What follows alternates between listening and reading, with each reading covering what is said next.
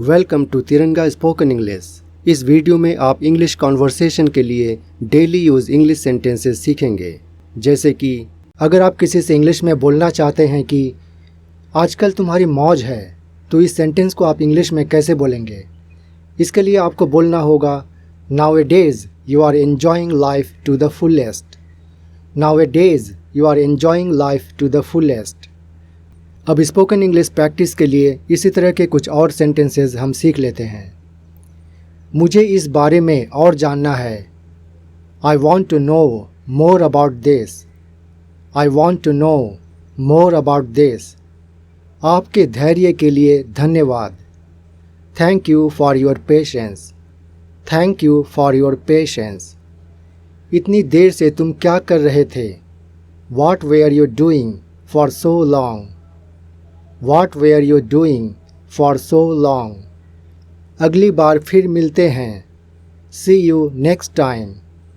See you next time. Now another sentence is मैं कुछ पूछना चाहता था। I wanted to ask something. I wanted to ask something. मुझे एक ज़रूरी बात बतानी थी। I wanted to tell something important. I wanted to tell something important. मेरी बात को नज़रअंदाज मत करो। Don't ignore my words. Don't ignore my words. उसने मेरी बात पर ध्यान नहीं दिया। He didn't pay attention to my words. He didn't pay attention to my words. उसने मेरे कहने पर कुछ नहीं किया।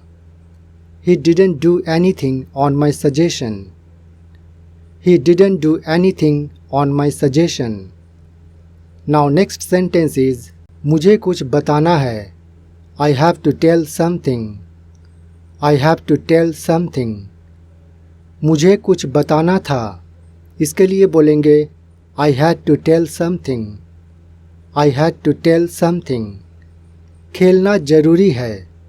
It's essential to play. It's essential to play. तुम्हें नियमों का पालन करना चाहिए। You should follow the rules. You should follow the rules. वह मेरी बात नहीं मानती है। She doesn't listen to me. She doesn't listen to me. Now there is a homework for you. इस सेंटेंस को इंग्लिश में क्या बोलेंगे? अगर आपको मालूम है तो कमेंट में लिखकर बताइए, और अगर नहीं मालूम तो इस वीडियो को देखिए। और इस चैनल में अगर आप नए हैं तो सब्सक्राइब करने के साथ साथ लाइक और शेयर भी करें और बेल आइकॉन को दबाना ना भूलें।